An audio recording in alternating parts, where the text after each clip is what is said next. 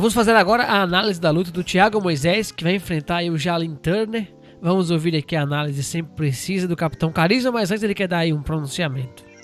Então, senhores, o meu pronunciamento é o seguinte. Thiago Moisés, 4 lutas no UFC, sendo 2 vitórias e 2 derrotas. Jalin Turner, 4 lutas no UFC, sendo 2 vitórias e 2 derrotas. Eu assisti todas essas 8 lutas e eu ainda não tenho certeza se eles são lutadores bons ou ruins. E o interessante é que é uma coisa que eu pensei para os dois. Você assiste uma luta e você pensa, caramba, esse cara é extremamente talentoso. Aí você assiste uma que ele perdeu e você fica assim, o que é isso, meu Deus? O que é isso? Você não sabe lutar, não? Aí você assiste outra que ele venceu e você fica, meu Deus, olha só como que o jogo dele melhorou. Aí vem outra luta e você não entende nada. Enfim. Vamos discutir isso depois. Vamos. Antes de você ouvir aqui a nossa análise, não esquece de se inscrever aqui no nosso canal e ativar o sininho para receber as notificações. E lembrando que na descrição aqui tem o link das nossas redes sociais, Facebook, Instagram, tudo isso aí. Tá aqui na descrição, nosso grupo do Telegram. E lembrando, pessoal, o Barba tá dando consultoria de apostas. Se você é apostador, aqui na descrição tem o link do WhatsApp dele. Dá uma conferida aí no trabalho do Barba. Como o Barba falou aí, o Thiago Moisés tá vindo aí do meia boca. Venceu 2 e perdeu 2 lutas. Lutas por decisão, e na sua última luta venceu aí por finalização. Barba, o que você enxerga do Thiago Moisés aí? Detalhe um pouquinho mais para nós, ele que tá na American Top Team. O que você vê do futuro do Thiago Moisés e o que ele vai estar trazendo de ferramenta para essa luta? Então, o Thiago Moisés é um cara que eu sempre defendo ele muito nos grupos, porque eu acho que os fundamentos que ele tem para a idade, ele é um cara muito novo, né? Tá com 24, 25 anos, eu não tenho certeza agora, mas é um cara muito novo, que já tem muita experiência, já tem rodagem, já lutou bastante no UFC contra caras bons, quer dizer, pegou o Beneil Dariush, pegou o meu garoto Damir Ismagulov, venceu o Michael Johnson na última luta, e é um cara que sempre demonstrou bons fundamentos de boxe, ele trabalha bem em chutes altos, ele tem uma boa movimentação, ele queda decentemente, tem um ótimo trabalho de solo, passa a guarda muito bem, estabiliza muito firme, busca finalizações, trabalha o ground and pound, enfim.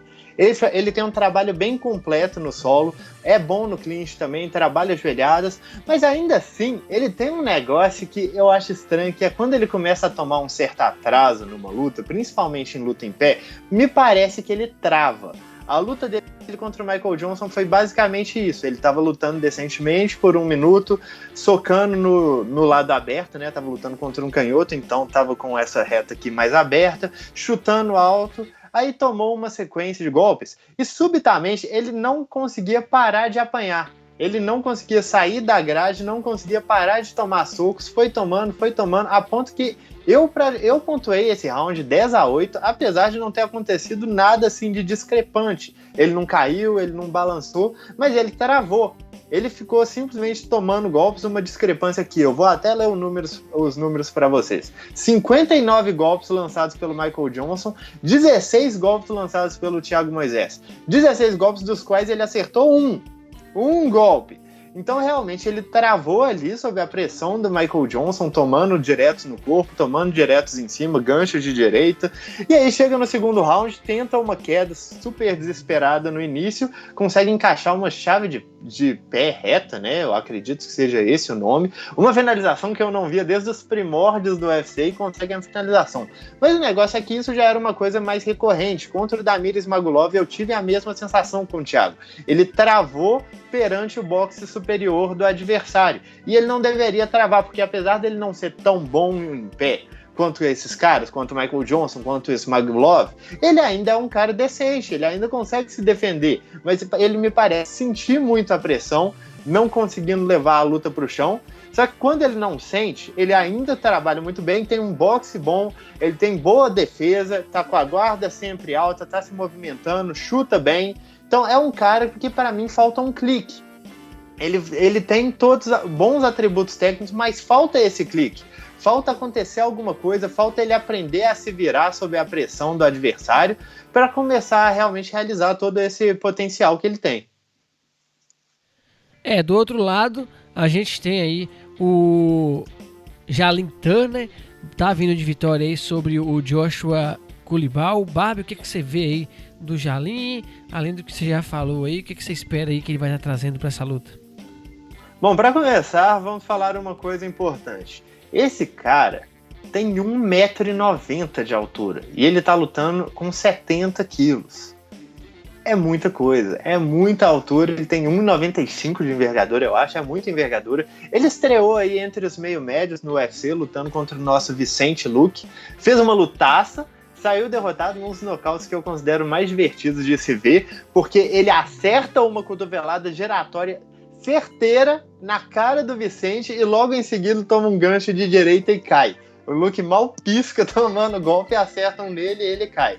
Enfim, o Jalin Turner venceu todas as lutas que ele teve até o momento por nocaute ou finalização. E só a última não foi no primeiro round. Ele tem 2 vitórias no UFC, as 2 por nocaute, e tem 2 derrotas, sendo essa para o Vicente e a derrota por decisão para o Matt Frevola. O Matt Frevola, ele usou uma estratégia bem diferente aí. Ele chegou com muita pressão, tentando manter uma distância muito longa para não ser pego na maior envergadura do Jalin e entrando em quedas quando podia, sabe? Não foi uma luta que eu achei que teve uma disparidade tão grande técnica, e vamos falar mais a respeito dessa questão quando estiver descrevendo o Turner, mas vamos falar a respeito disso. Tô falando isso demais. O Jalin Turner, ele é um monstro de altura. Ele trabalha muito bem nas 2 bases, mas ele prefere a base de canhoto, onde ele consegue acertar bons diretos de direita, bons ganchos, diretos de esquerda, bons ganchos de direita, consegue controlar a distância muito bem, entra com joelhadas frontais de esquerda. Eu acho que essa sendo uma das melhores armas dele, as joelhadas frontais, e também a arma que ele utiliza para defender quedas. Ele é um cara que prefere estar pressionando o oponente, ele prefere estar no meio do octógono e colocando o oponente contra a grade. Então ele não vai ser um lutador que vai colocar o jab no rosto do oponente, tentar controlar a distância recuando, tentar se movimentar demais. Ele é um cara de pressão, ele prefere colocar os oponentes contra a grade, trabalhar chutes frontais, trabalhar joelhadas frontais, golpes com pressão e volume. Ele tem um bom poder de nocaute, apesar de ser um cara tão alto assim, e ele não tem uma defesa de quedas tão boa assim, apesar de ser decente. Ele consegue fazer um sprawl bom, mas só que em geral no clinch ele não consegue um bom equilíbrio. Ele tem um problema de colocar os pés muito paralelos. É uma coisa normal de você ver em lutadores mais altos. Eles colocam os pés paralelos porque eles não têm necessidade de uma base mais ampla. Eles estão tentando maximizar a altura deles e a envergadura, né? Então, pés mais próximos. Mas quando você coloca os pés paralelos, você está mais propenso a cair. Isso é uma coisa que acontece muito com o Jalin Turner. Ele fica desequilibrado grande parte do tempo. Quando a luta cai no chão, eu achei ele bem decente em questão de restabelecer a guarda, inverter as posições e até mesmo conseguir levantar. Ele se levanta muito bem, é uma coisa surpreendente nele, ataca com guilhotinas muito bem, e por cima ele trabalha também um ground and pound muito agressivo, passa a guarda decentemente, chega na montada, nas costas, estabiliza a posição e dali não sai mais. Enfim, o trabalho dele no chão eu acho que é surpreendentemente bom para um cara que é voltado exclusivamente para trocação em suas lutas. Ele não é o cara que vai atacar com quedas, mas ele é o cara que, se rolar algum scramble, ele não é averso a lutar no chão. Se ele precisar lutar no chão, ele consegue fazer isso muito decentemente. Com relação à luta, Bávio, como é que você vê que ela vai se desenvolver aí, para quem vai ser o palpite?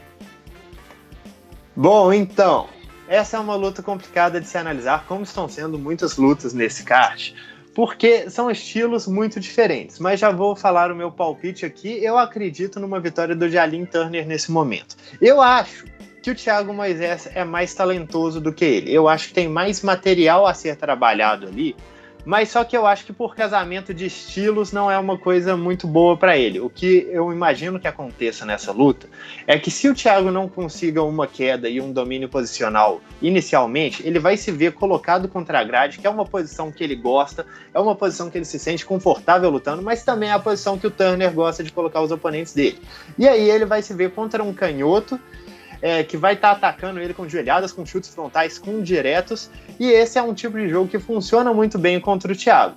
Aí ele vai ficar cada vez mais desesperado em questão de quedas e vai esquecer de como que ele pode trocar, como que ele pode se defender e continuar atacando. Eu acho que a diferença de altura e envergadura vai gritar nessa luta. O Thiago, para mim, tem que vir com a estratégia nos trinques nesse caso, e infelizmente ele é um cara que tende a esquecer a estratégia no meio da luta. O corner dele tem que dar uns tapas na orelha dele às vezes. Então, para mim, pro Thiago, é uma questão que ele não pode ser colocado contra a grade, porque as tentativas de queda dele, vindas de espaço aberto, são meio telegrafadas. Ele ataca de muito longe e o Jalin Turner já mostrou que é decente defender nesse tipo de queda. Para o Thiago, eu acho que é mais interessante ele ficar no meio do octógono e tentar aproveitar algum golpe do Jalin Turner para entrar num clinch. E a partir do clinch, tentar uma queda, porque essa é uma vulnerabilidade que o Turner tem. Eu acho que o Thiago caindo por cima, mesmo o Turner sendo decente por baixo, não é o mesmo nível. Não estamos falando do mesmo nível de jiu-jitsu aqui. Eu acho que se o Thiago cair por cima, ele vai passar um caminhão em cima do Jalin Turner, caso ele consiga realmente segurar o cara.